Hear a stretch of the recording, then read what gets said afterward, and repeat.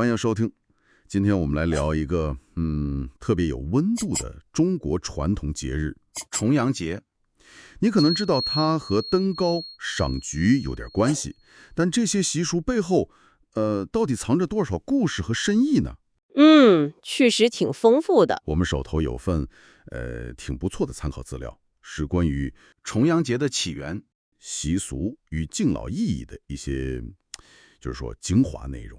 咱们的目标呢，就是一起挖一挖，看看重阳节为什么是9月初9，那些好玩的习俗是怎么来的，还有它跟敬老、思念亲人又有什么样的情感连接。这个联系很重要。是啊，秋天来了嘛，农历9月初9也不远了。这个日子感觉既接地气，又挺有人情味的。没错。准备好了吗？我们就这开始一起探索一下重阳节的里里外外。第一个问题也是最直接的，为什么偏偏选在9月初9这一天呢？数字9在这里面有什么特别的讲究吗？这个9，确实是关键。按照咱们参考资料里的说法啊，古人是讲阴阳的。哦，阴阳。对，《易经》里头就把奇数像1、3、5、7、9看作是阳数，而偶数呢2、4、6、8就是阴数。数字9它是阳数里头最大的那个，有吉的意思，本身就代表着尊贵和长久。最大的阳数。对，然后到了农历9月初9这一天，你看月份是9，日期也是9，这两个最大的阳数碰到一起了，这就叫重阳或者重9。哦，重叠的重，阳数的阳。正是，所以这个日子本身就带一种吉祥长寿的寓意。古人选这个日子过节，首先就图个好彩头。原来重阳是这么来的，两个阳数叠加，听起来就很有力量感，是吧？那除了这个数字的寓意，是不是也跟当时的天气节气有关？没错，时令也是一个非常重要的因素。农历9月初9差不多是仲秋时节了，秋天了。这个时候暑气基本上就散了，秋高气爽，天高云淡的，气候非常宜人。对，这时候出门最舒服。是啊，这种天气就特别适合出门活动，登高望远什么的。所以选择这一天也是古人顺应自然节律，享受秋日好时光的一种体现。可以说它是天时，就是数字吉利，和地利，气候宜人这么一个结合。数字吉利，天气又好，听起来很顺理成章，但我总感觉很多传统节日的起源故事里都带点传奇色彩。哈哈，是的。资料里是不是也提到了那个挺有名的关于躲避灾祸的故事？你说对了，就是那个流传很广的环境避灾的故事，资料里有详细记载的。哦，这个我知道一点。故事背景设定在东汉时期，说有一个叫桓景的人，他跟着当时的仙人叫费长房学习道术。有一天呢，这个费长房通过推算，就预见到在即将到来的9月初9这一天，桓景的家乡可能会有一场大灾难。哇！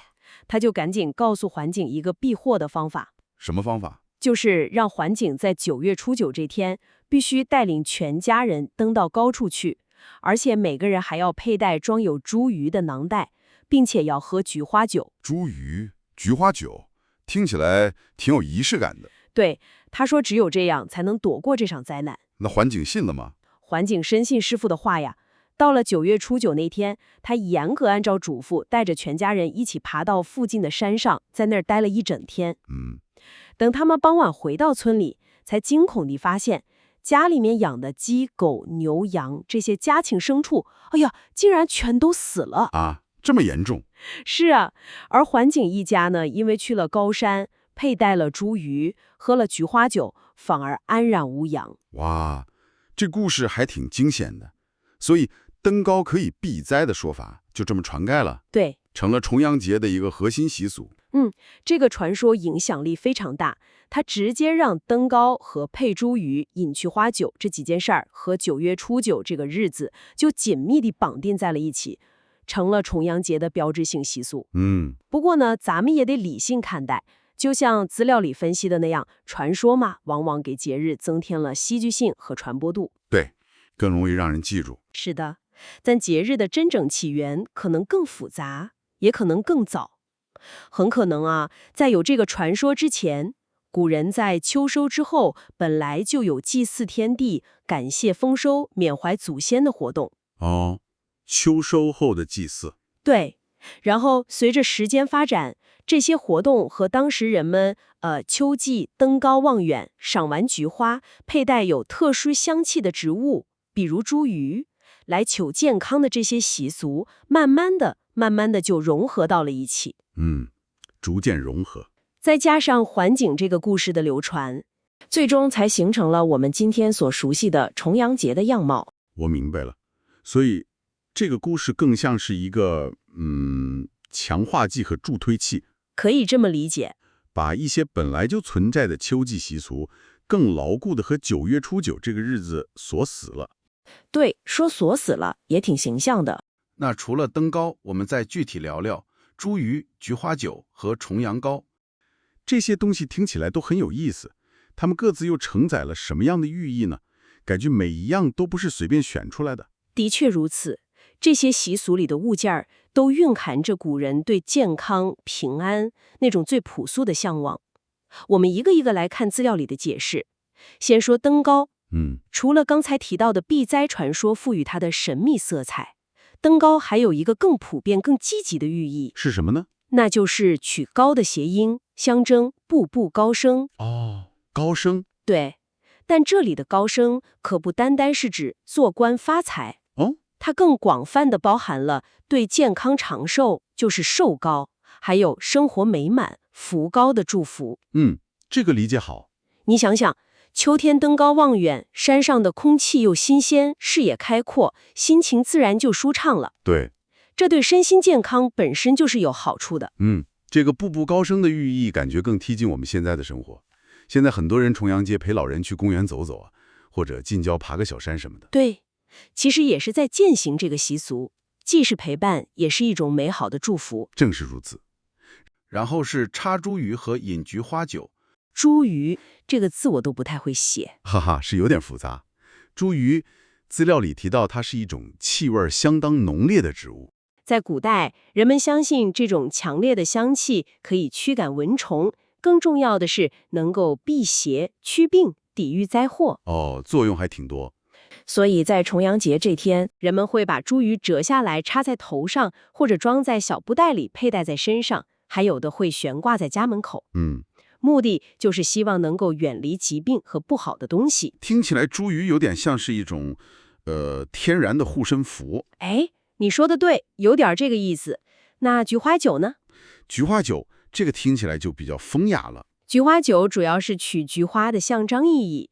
菊花不怕秋寒，顶着霜冻也能灿烂开放，那个生命力啊特别顽强。对，傲霜的菊花。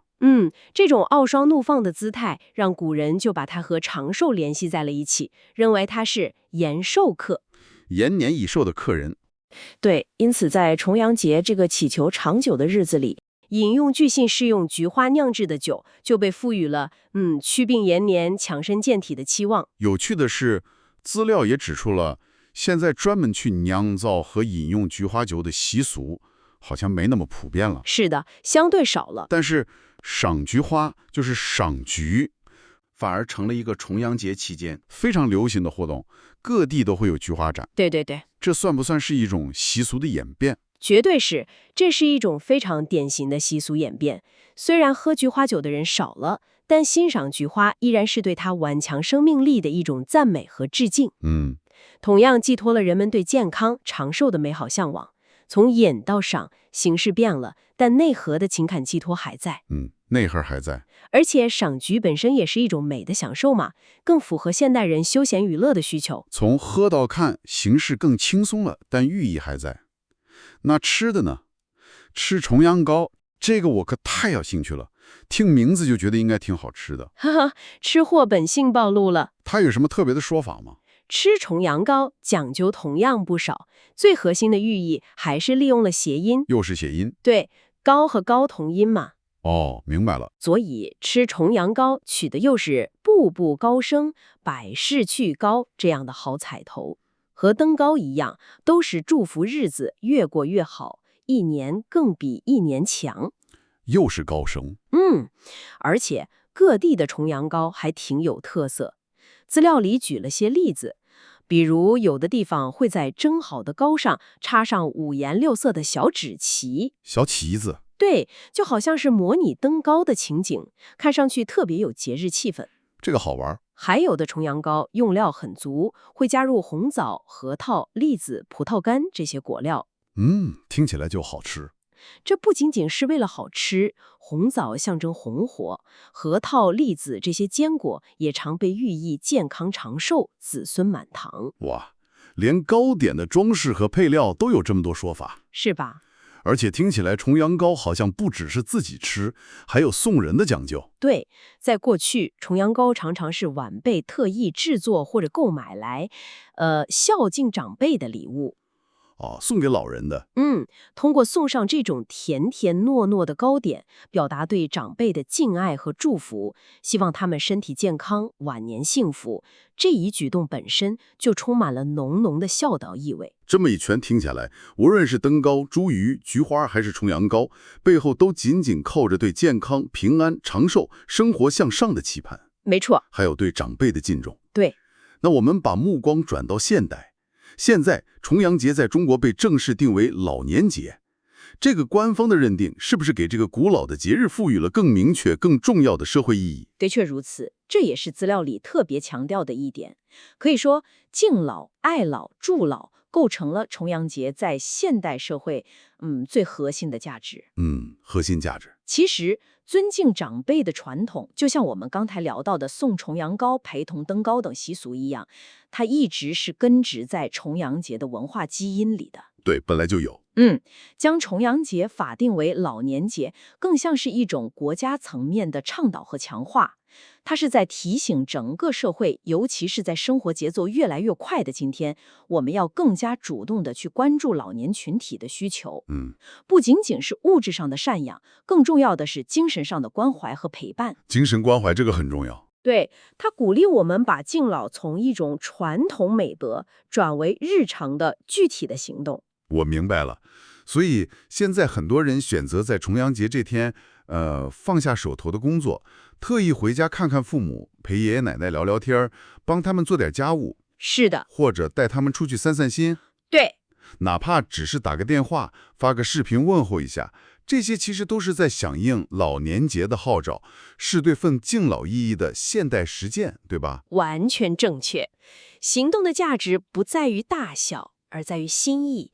哪怕只是一句简单的“爸妈重阳节快乐，注意身体”，或者给老人吹吹背、梳梳头，这些都能让长辈感受到来自晚辈的关爱和温暖。这种情感的流动和连接，在现代社会尤其珍贵。